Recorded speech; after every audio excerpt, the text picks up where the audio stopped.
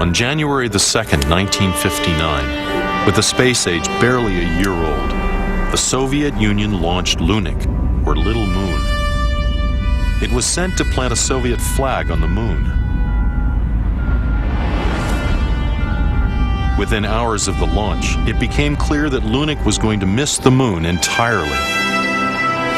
As the Soviet scientists watched their tiny probe sail out to join the planets in an endless journey around the sun, an inspired thought occurred to them. They renamed their spacecraft Mechta,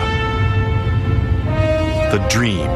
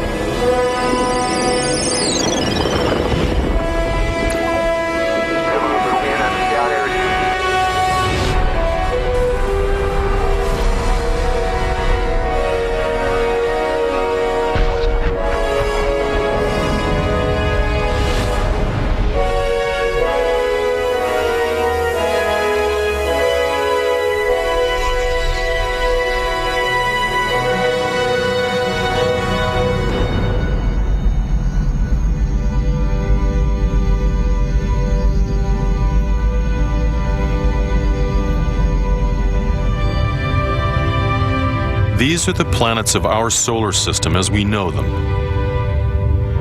Pluto, farthest from the sun, an icy world, smaller than our moon, with a moon of its own named Charon. Moving toward the sun, we enter the realm of the ice giants. There's blue Neptune, and then Uranus, which mysteriously orbits the sun, spinning sideways.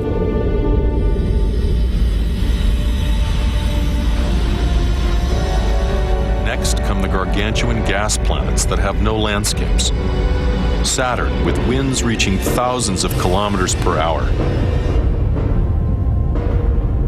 And Jupiter, with an Earth-sized storm that has lasted for centuries. The closest worlds to the sun are small islands of rock and iron. Mars, with its faint atmosphere of carbon dioxide. And Venus, smothered in clouds of sulfuric acid.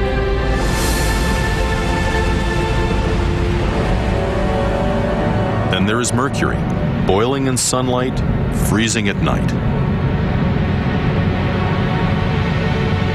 9 different worlds with seemingly little in common except that they orbit a single sun and are bound together by its gravity.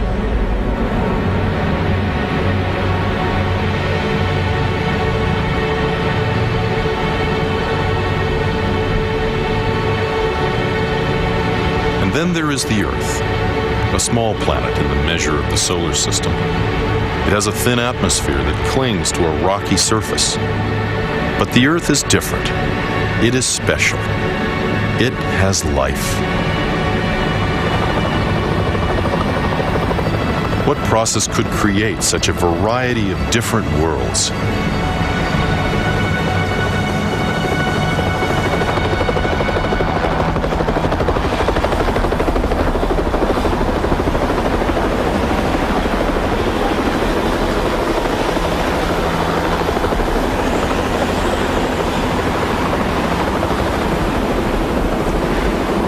Hal Leveson is at the forefront of a branch of astrophysics that is still struggling with the mystery of how the planets formed.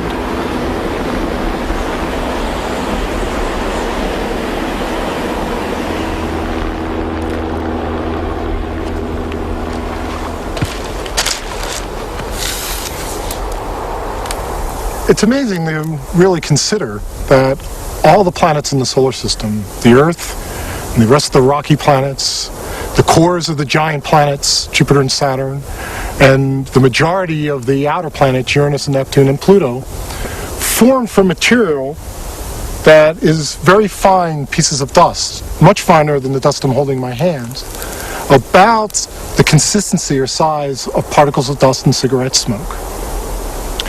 I was an astrophysicist interested in sort of an obscure type of galaxy when about 5 years ago I got the bug of trying to understand how material like this can form the planets that we see today. The problem was, astronomers couldn't see the planets in any real detail with Earth-based telescopes. They saw Mercury like this.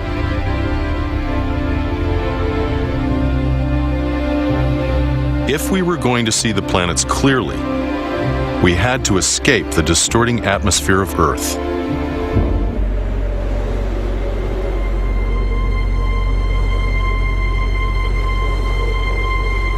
A World War II terror weapon, a German rocket called V2, offered a way.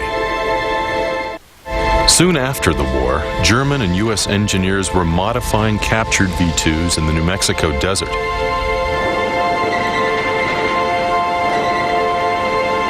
The new souped-up versions flew way beyond the range of conventional cameras.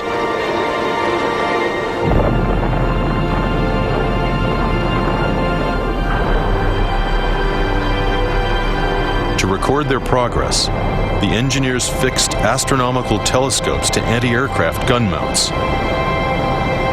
Some of the films survive.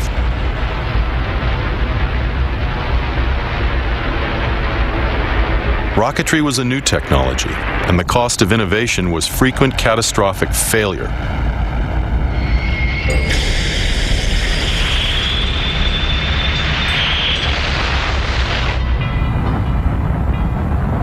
But there was steady improvement.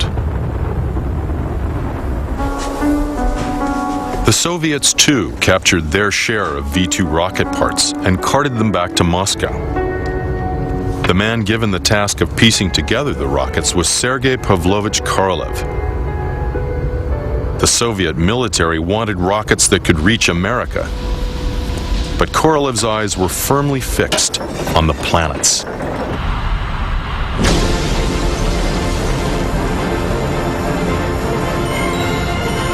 At first, it was the Americans who made all the advances.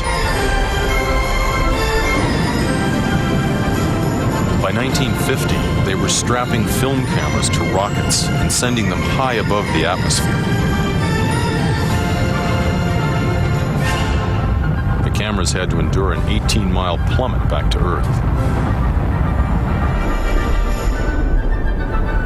Miraculously, some survived.